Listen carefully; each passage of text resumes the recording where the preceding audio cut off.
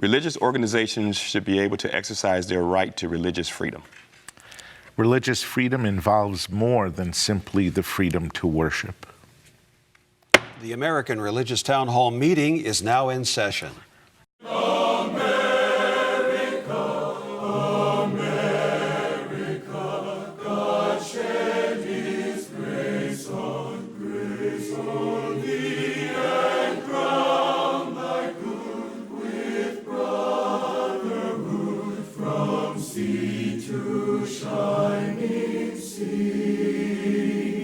Welcome, friends, to the American Religious Town Hall meeting, where the discussion of religious, political, and social issues is meant to promote the cause of religious freedom and to help us better understand each other. And now, here's your host and moderator, Pastor Jerry Lutz. Thank you, Mark, and I too would like to welcome you to this edition of the American Religious Town Hall meeting. We're so very glad you've joined us for today's program. As you heard from the opening statements, this is going to be an interesting one. Glad you're here. Let's meet our panelists today. We'll begin with the gentleman to my right, and we'll hear from each one. Tell us who you are and a little bit about what you do. Hello, my name is Mel Robeck. I'm Senior Professor of Church History and Ecumenics and Special Assistant to the President for Ecumenical Relations at Fuller Theological Seminary in Pasadena, California. I'm also an ordained minister with the Assemblies of God. Hi, I'm Tony Matthews, and I serve as Senior Pastor for North Garland Baptist Fellowship in Garland, Texas. I'm Andrea Luxton. I'm president of Andrews University, which is in Berrien Springs, Michigan, which is affiliated with the Seventh-day Adventist Church. I'm Bishop Michael Olson, and I am the Bishop of the Roman Catholic Diocese of Fort Worth, Texas. Hi, I'm Carl Trovall. I'm the Richard J. Dinda Professor of Lutheran Identity and Mission at Concordia University in Austin, Texas. And I'm Tom Plumley. I'm the senior minister at First Christian Church in downtown Fort Worth, Texas. We're a part of the Christian Church Disciples of Christ. Well, thank you, everyone, for being here today. I'm looking forward to this discussion. Glad you could take time out of your busy schedule to be here with us for this discussion today. Let's get right to it. In February of 2019, a lawsuit was filed by a Roman Catholic family in South Carolina, claiming they were discriminated against because of their faith. The family had applied to provide foster care through that state's largest foster care child placement agency called Miracle Hill Ministries. They had been found to qualify as a foster family in every way except that they were Roman Catholics, and Miracle Hill only places children with evangelical Protestants. Both the state, through its Department of Social Services and its governor, and the federal government through the Department of Health and Human Services, had found Miracle Hill well within its First Amendment rights to free exercise of their religion in denying services to the Catholic family.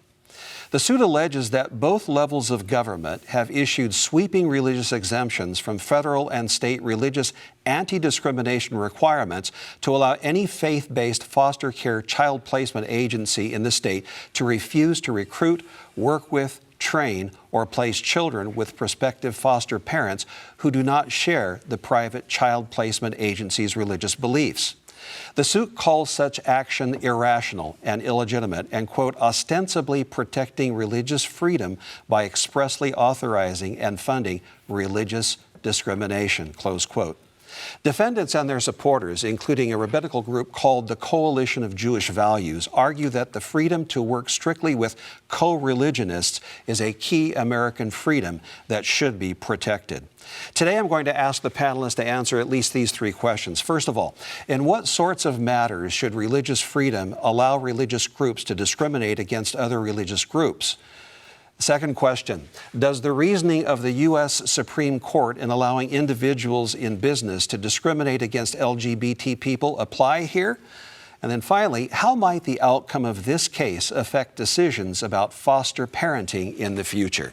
That's our subject for today. Let's go to our panelists now and hear from them to see what their takes are on this subject. We'll first go back to those who made the opening remarks. And Tony Matthews, we're glad to have you here today. Good being here. Can you elaborate on your opening statement for us, please? Yes, I think this is a fascinating report here. When I read about the Miracle Hill Ministries and the work that they do in South Carolina, it was absolutely just amazing amazing to see the type of work that they do. The ministry has 4 homeless ministries. They have 4 children ministries. They do services in the community that deal with recovery for addicts, and they have a plethora of material that covers the same. And with the crisis that South Carolina foster care system has, I thought it was just a little an overreach to even bring a suit against a ministry that's doing such great work. And I'm glad that the Department of Human and Health Services, along with the federal government and the governor, kind of gave them a break. And I think we should at all times allow ministries that are doing great work for the community to continue without impeding them. I thought the suit was also, the argument was just absent of pragmatism. It's not practical to expect a ministry or an organization to stop doing all of the good works for 1 or 2 people. All right, thank you very much. Bishop Olson, glad to have you on the program. You also made an opening statement. Tell us more, please. Yes. Well, I'm in basic agreement, I think, in the principle of religious liberty in this case, where it's clear that this organization is very clear on their policies, and it's a part of the practice of their religion. While I see it as unfortunate, and I wouldn't share their theology on it, I think that they have a right or responsibility to do it as they're doing it. And if the state has a problem with it, then the state can either run the services themselves or possibly seek other organizations to do this in their contracts. I think that also, religious liberty is I would disagree with the content of their theology and their practice. I really think it's important to uphold their right to do it. That's authentic to their faith tradition. There are also other organizations that this family could access for foster care. My one caveat would be if the child was closer towards, the age of reason, or having passed an age of reason and discernment, and if they were already practicing the Catholic religion, then I could see this as a possible infringement on their religious liberty. But otherwise, I find myself, in agreement with the practice of the organization. All right, thank you very much. Good points, both of you. Let's go down the table to Reverend Plumley. Glad to have you here today, too. Reverend Plumley, your take on the subject. Well, I'm going to take on both of you because I don't think this was rightly decided at all. And the key issue is that Miracle Hill receives federal tax dollars. And with that, there comes an expectation that certain types of discrimination are not going to be allowed. Now, religious discrimination for the purposes of religious freedom is something that we need to stand behind. And I do not disagree with that. In some matters, religious discrimination is a proper exercise of religious freedom. But this family, because Miracle Hill is the state's largest foster care placement agency, this family was, because of Miracle Hill's discrimination, effectively denied the opportunity to be foster parents. The religious discrimination for purposes of religious freedom was once upon a time in this country a very fringe issue that was not exercised very often. Now, in the past few years, that has become a real mainstream sort of thing.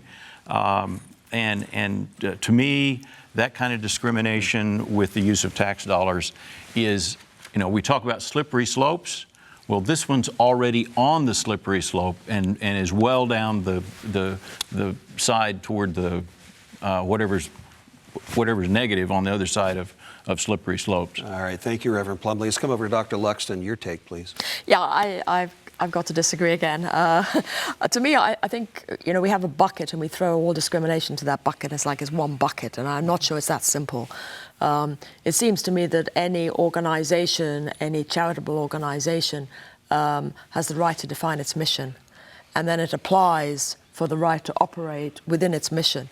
And if that is approved, then it has every right to do that, and it's not discriminatory if they act within that mission.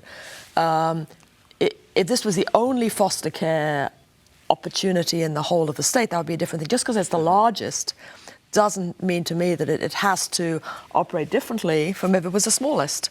So I think that basic principle of any organization to fulfill its mission within its stated purposes, and that faith tradition is extremely important. That allows the identity of those traditions to continue and succeed. So I think it had to. I think this decision was correct. All right, thank you. Dr. Robeck, we're glad to have you back today. Well, thank you. What are your comments on this subject, please? Well, when I got the paragraph kind of opening this thing, I went to the website to see what does this ministry look like. And it's very clear right up front that they are a Protestant ministry. They have a statement of faith that says we expect the following kinds of things from the people that either work for us or participate in this foster program. So when I read that someone else comes in and says, well, I want to change those rules for me, I don't think that's really a discriminatory act. I think they've made a choice, in essence, to violate the freedom of this church or this group to carry out the ministry as it is. Like Andrea here, I work in an academic realm, and of course we have accrediting associations. And the accrediting associations always say, as long as you're dealing specifically with the ministry that you have, and you're working with that, it's not a problem. We can accredit you. But the second you violate your own standards, then we have a problem. And I think the courts have understood this, but I also know that this is a messy issue, as Tom has pointed out, when you get faith and government put together. My response to Tom would be something like, well, it's possible for this particular group to be only Protestants, it's possible for another one to be only Catholic, or another one only to be Jewish, or whatever else it is. And none of them will fall under the aegis of being discriminatory, simply because they say we're concerned about the spiritual, material, physical welfare of this child as a whole. All right, thank you. Dr. Trovall, your perspective, please. I tend to agree with the four of you. Tom, I probably disagree with you the most. That's why I'm way down here. I know. Yeah, exactly. And I just want to add one component. I like everything that's been said, and I won't repeat any of it, but I think a couple of things. Number one, child rearing entails a significant faith component. Any of us who have a commitment to our faith tradition, and raising children, one of the important things is to raise our child with the faith tradition that we're in, and to raise that child up in that particular way. And to deny someone, because of that, that's why I think it's important to discriminate here, because this ministry specifically wants people to be raised with this particular faith tradition. And I agree, if there were no other options, that would be a whole different situation. Now, I will acknowledge, Tom, one part, and that is they do accept state funds. There you go. And that is really entailing. And I'm thinking as an educator, our students at Concordia, they take loans from the federal government, right? You get federal aid. Yeah. And when a school decides to do that, they should be warned that comes with strings. Yes. And the strings are that you cannot discriminate against in certain ways, and this is a perfect example of how that has been overblown. But Dr. Luxon, but even when you accept federal aid, because I think that's a great example, you're still allowed to operate within your mission. Mm-hmm. Yeah. So there are certain elements that you cannot discriminate against, but you're still allowed to operate within your mission. And if that mission is accepted and the money is given, then that is perfectly appropriate. If that mission is that we will not place any African American kids anywhere, or we will not place any Hispanic kids with African American parents, or if their mission is stated, we will not place any white kids with people that do not have a European heritage, All those things go beyond the pale. Bishop This Olson, one does too. Bishop Olson, then Tony Matthews. It's different. Hold on just a second. Bishop Olson, then Tony Matthews. Well, I don't see how this one is equivalent to racial discrimination, because there's a certain component of the will here with regard to religious practice of faith, and race is not an act of the will. But I would go further, though. The state contracts with this organization to help with foster care as a public good and a public service. The state objects to this particular mission to the point of it, they don't have to contract with this mission, right? These are not agencies of the state. And the moment they become so, we have a state religion, which is unconstitutional. All right, Dr. Matthews. Right, I would push back a little bit on Brother Tom as well. and really, if a religious organization has a mission, as Andrea said, and is following that mission, I think we need to ask the question, is it discriminatory?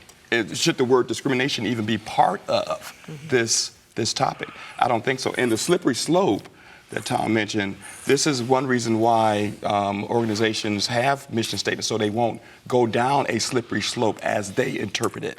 As the second question asked, how does this affect same-sex marriage couples that want to adopt? This Protestant organization doesn't want to do that. And I think that's the slippery slope that they're trying to avoid. So the linchpin, Reverend Plumley, public funding. If Yes. there were no public funding. They're using my dollars to discriminate. All right, so Dr. Troval, your response to that. They are, but the state has an interest in there not being a whole bunch of children who don't have parents. That's right. It's in the state's interest to do that, but I think it's in the state's interest also to protect people's religious belief at the same time. All right, then Dr. Robeck. Yeah, if you live anywhere close to me, you know that the state's done a terrible job at the foster care level. It's horrendous. And for a Christian organization or any other religious organization to take that on and say, we can screen these people better than the state can, we ought to do this, I think that's a good thing. Remind our Yeah, but audience you where see- you live. You mentioned live in California. Well, okay, all right. Thank you very much. And then Reverend Plumley, your response, please. Well, I live in Texas, but I once lived in California. For a short time. You know, it's not as if the Roman Catholic Church were some fly-by-night cult that had just sprung up around the personality of Christ. one guy and practiced child sacrifice and used methamphetamine as a sacrament. Right. You know, it's not that kind of organization. It's rather well established, actually.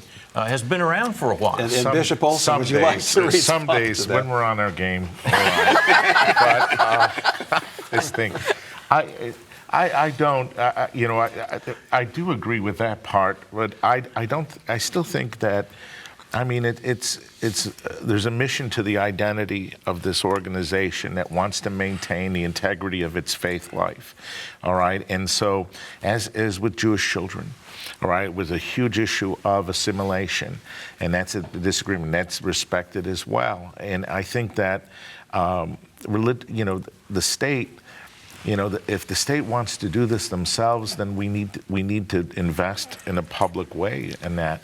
But if they want to, they can always contract with other organizations to do so. And I think that's an important principle of respect for religious freedom, as well as maintaining the state interests for the common good, especially those vulnerable children. I'm just concerned that the best interest of the child is not the preeminent concern here.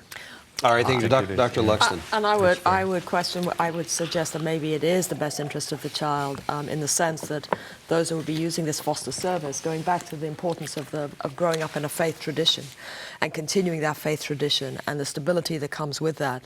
And I think finding a foster connection where that faith tradition is continued may be really, really important to the child. Whatever that tradition is, whether it's Jewish or Muslim or Roman Catholic or Protestant, it doesn't matter. I think that capacity to do that is maybe very, very important for the child. And Dr. Matthews wanted to add something to this.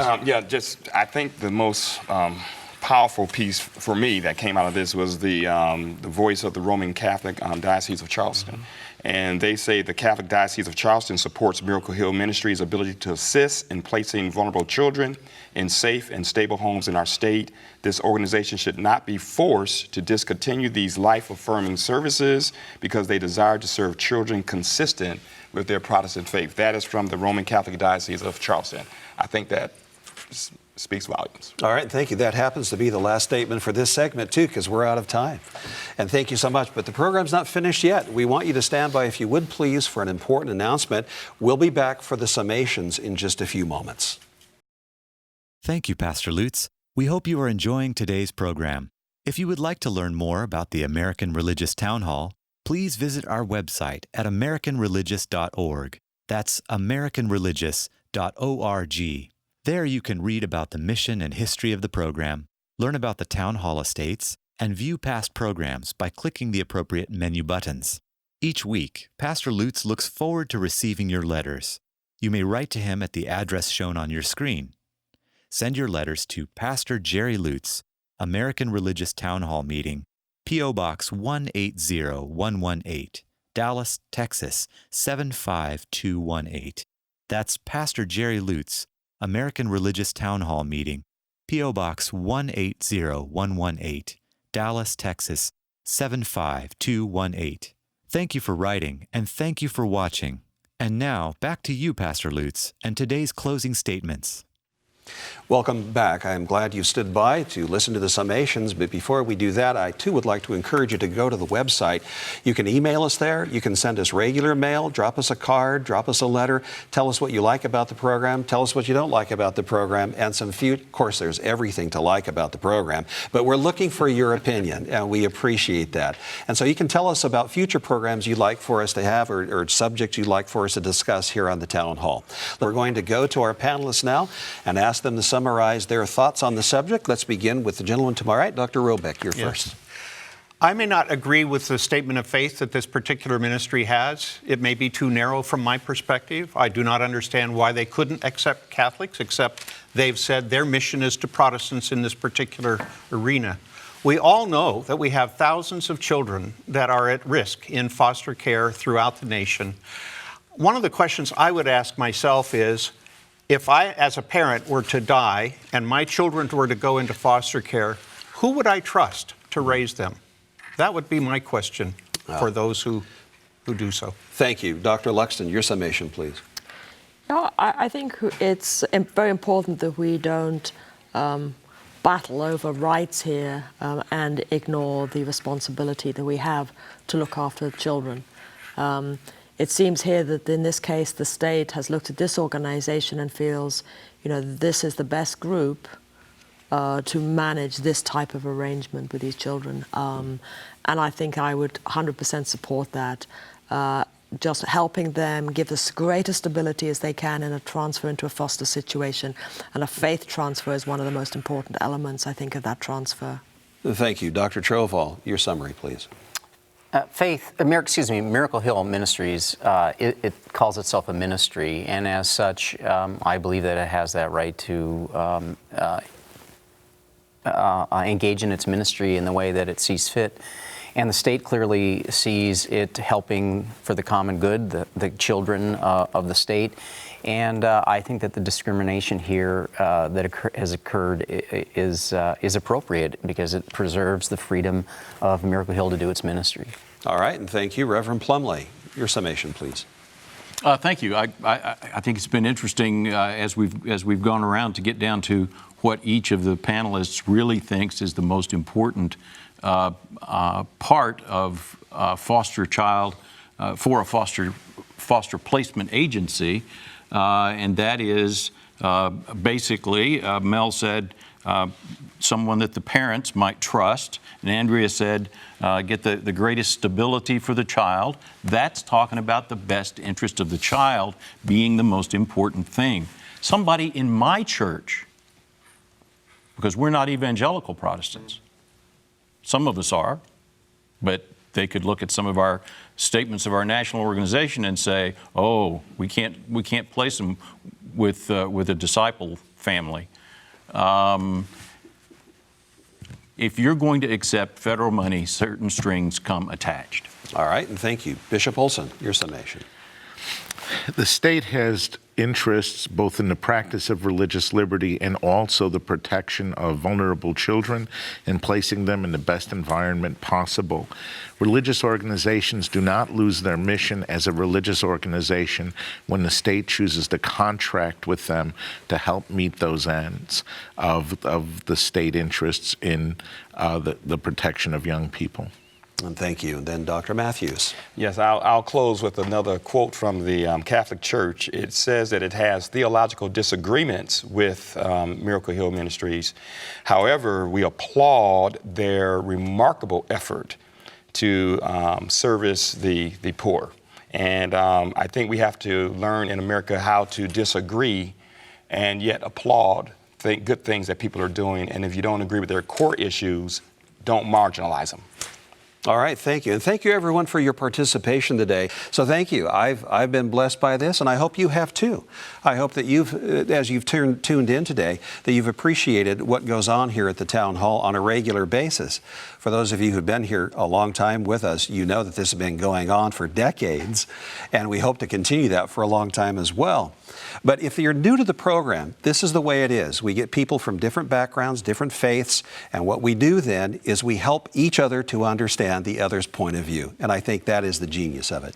We're hoping that you'll write to us and give us suggestions about topics or subjects you'd like for us to discuss here on the panel. And by the way, you can go to the website and find there some archived programs there of past discussions we've had here on the American Religious Town Hall meeting. We're actually looking forward to hearing from you with your specific suggestions or comments concerning what you hear on the program.